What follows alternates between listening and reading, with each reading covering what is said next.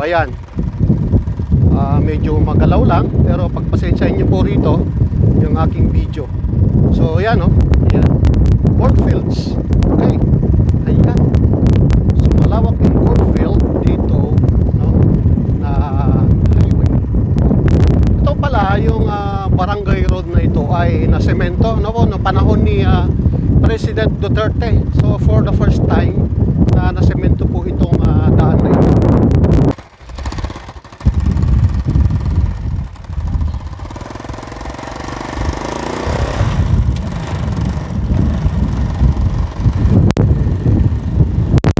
So yun, nandito tayo ngayon, ano, sa barangay, ano, ating ginagayang barangay. So nakamotor po tayo, and ituturo ko lang po kayo dito sa malawak na cornfield ng Baybayo, no? Alcal, Cagayan. So ito, tapos na po yung anihan, and yun nga, wala na ho tayong makikitang mga tanim na mais, kundi yung mga pinagputulan na lamang. Okay, and meron naman pong mga natitira. So gusto ko lang pong ipakita sa inyo. Yun nga, dun sa kabilang ito na, papunta na po tayo sa barangay, no? Welcome to Barangay Pinupo. Ito, at makikita nyo sa bungad ay maraming mga bulaklak. Ito yung programa ng butihing mayor, Atty.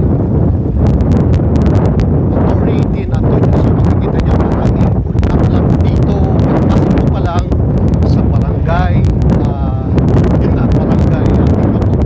Matatagpuan po lamang dito sa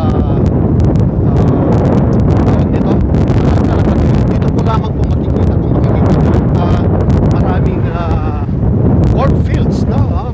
Yan, malawak, ano po, yan, titignan nyo, malawak po na taniman ng mais.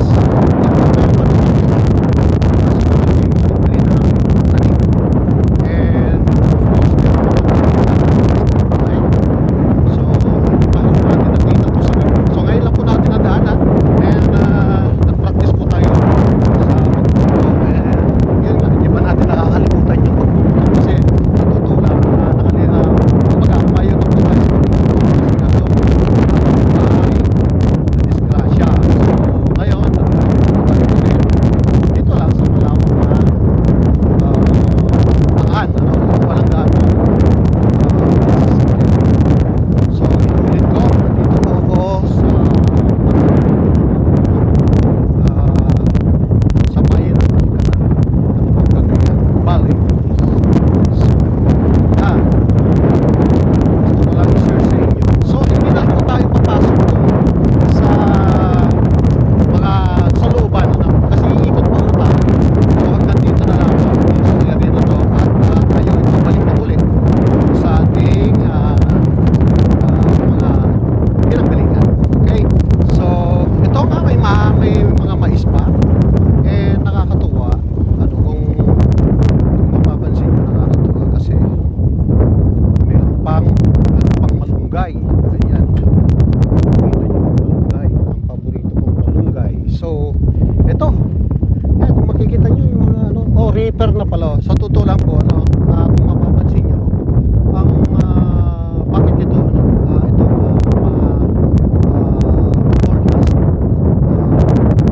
yan po ay reaper na po, yung mechanized na po yung ginagamit dito. So hindi na po yung dati traditional way na makakunin po natin sa kakukunin. Ngayon po, sa totoo lang, mechanized na po ang nangyayari. At dito ko po sa aking kaliwa, ito naman po ay talong. Then mais. Doon sa kabila naman po na yan, doon sa may mga parteng puno, yan na po yung ilog, po yung Red River, na kung titingnan nyo, yung pinanggalingan ng tubig niya ay galing pa doon sa parte ng Sierra Madre. Okay, so yun nga, dito po tayo sa malawak na cornfield dito sa part ng Pinupo, Alcal, Cagayan. So babalik na po tayo, at subaybayan nyo yung aking paglalakbay muli. Although hindi ho tayo sanay sa pagmumotor, pero sinubukan ko ulit, and yun na, iingatan lang natin kasi mayroon pong madisgrasya. Okay, so babalik na po tayo. So siya medyo ano ng konti, no? Tawag nito, medyo maingay, no?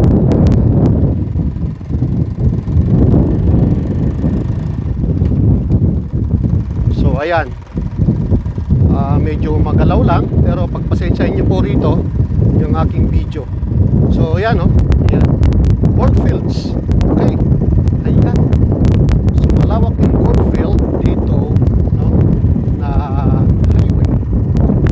Ito pala yung barangay road na ito ay nasemento, no? No panahon ni President Duterte. So for the first time na nasemento po itong daan na ito. Ayan, no? Kasama sa build. And of course yung EDFL Kakyata, so nagkaroon ng pondo na semento po itong barangay road na ito. Ayan, kung mapapansin nyo, napakalawak po fields. Okay. Yun. Magkakaiba po yung ano ng bawat barangay. Tulad nito, sa barangay Pinupok, makikita nyo yung street light. Well, maganda. Nakapost, no? Yung lamppost niya. Ayan. So, anyway, sa kabilang baryo naman kung saan kami nakatira o saan ako nakatira is yun nga, yung barangay Baybayog. Ayan. So, okay. So, baybayan nyo lang po yung aking mga ibang video, no? At may papasyal ko pa po kayo doon sa ilog kung saan yun nga, puntahan ng mga kababaryo natin tuwing ganitong Semana Santa. May mga pumupunta naman po sa mga impounding, no? Yung sweep na tinatawag, at yun nga, ang iba naman nag-i-stay na lang po dito at saka pupunta ng ilog. Ayan. Okay, so yun nga, papasarap tayo sa pagmumotor, although seldom lang po tayo nagmumotor. At yun nga, so nag-try ako, so kaya pa naman pala, no? Pa natin nakakalimutan yung pagmumotor. At anyway, yun nga, gusto ko lang po ay may share sa inyo kung ano po yung aming bayan o yung part ng aming barangay. Okay, so pabalik na. And yun nga, gusto ko rin sana kung kayong i-tour sa ibang part, no, ng aming barangay or ng aming bayan. Ngayon lang hindi ako pwede kong magmotor sa malaking highway.